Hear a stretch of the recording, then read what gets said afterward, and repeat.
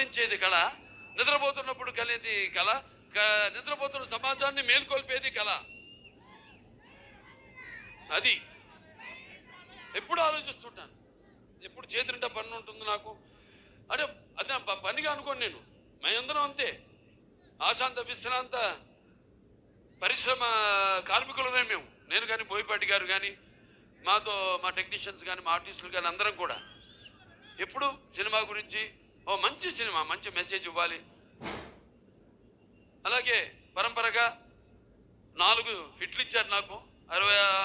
ఇప్పుడు 65వ సంవత్సరం నాకు.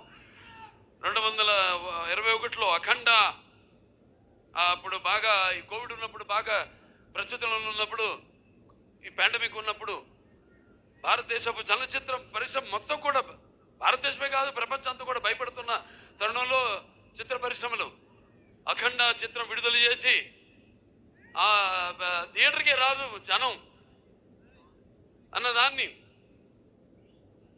దానికి విరుద్ధంగా సినిమాని ఘన విజయం చేసి మంచి సినిమాని మేము ఎప్పుడు ఆదరిస్తాం అని ఆనాడు ఆ విజయాన్ని చేకూర్చున్న నా తెలుగు ప్రజలందరికీ ముఖ్యంగా, ఎందుకంటే నాన్నగారు ఎప్పుడు ముందు ఒక అడుగు ముందు ఆలోచించేవారు. ఆయన ప్రజల కంటే కూడా విజన్ అయింది, విజనరీ ఎప్పుడు.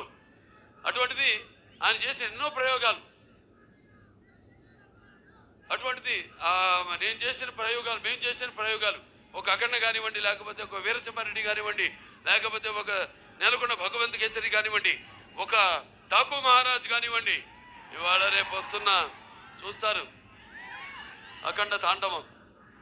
అంటే ఆ మహాశివుడు సాక్షిగా, అలాగే ఆ పార్వతి శక్తి తోడుగా, ఆ గంగామ్మ తల్లి, ఆ గంగా తల్లి యొక్క ఆశీర్వాదంతో చెప్తున్నాను.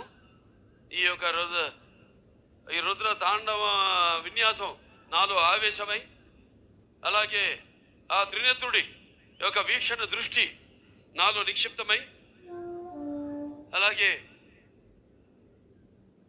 ఆ నాగబంధన యొక్క భయంకరమైన క్రోధం నా ఉచ్ఛ్వాస నిశ్వాసాలై, అలాగే ఆయన త్రిశూలం నా ఆయుధానికి